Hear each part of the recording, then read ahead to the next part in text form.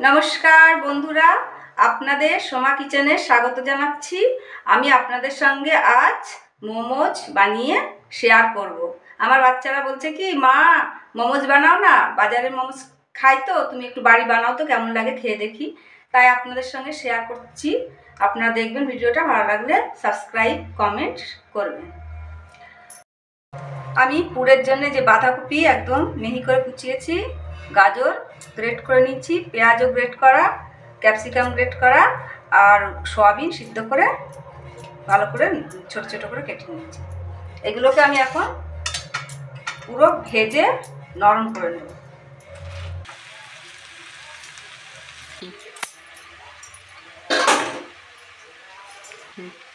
বাড়িতে আমি চাটনি বানাবো। একটা টমেটো কুচি করে দিয়ে দিয়েছি, আর 8-10 কোয়া রসুন, আর 4টে শুকনো লঙ্কা বিচি ছাড়িয়ে, এগুলো সিদ্ধ হলে পেস্ট করে নেব। ম্যাগি মশলা 1 প্যাকেট পুরো দিয়ে দিলাম, চাট মশলা অল্প একটু। এটা ভালো করে মিক্স করে নেব। আমার হয়ে গেছে পুর বানানো। এবার ময়দা মাখবো। দেখুন বন্ধুরা, একদম পুরো খামির মতো হয়ে এসেছে, সব কিছু মিক্স হয়ে খুব সুন্দর টেস্ট হয়েছে। আমি টেস্ট করে দেখলাম।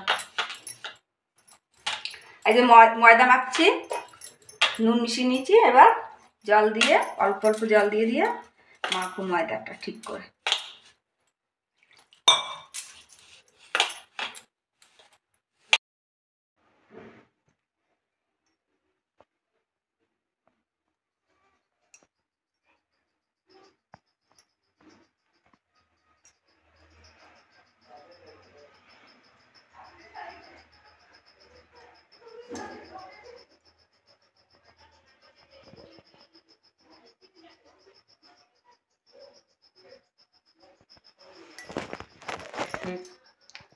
বন্ধুরা, আমি অনেক রকমেরই ডিজাইন বানিয়েছি, আর এই ধরনেরই সব আরও বাকি আছে, যা সব বানাবো।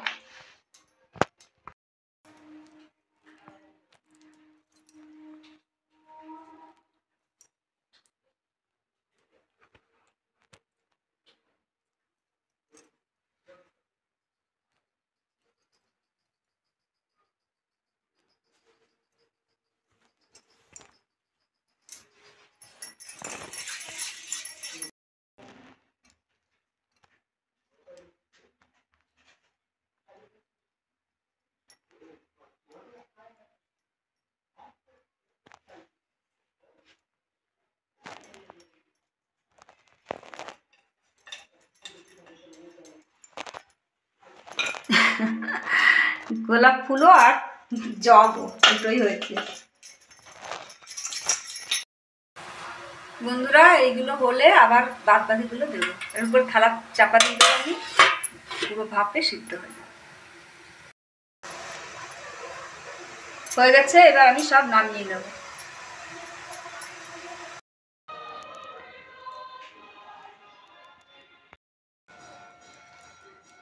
দেখুন বন্ধুরা, পুরো সিদ্ধ হয়ে গেছে।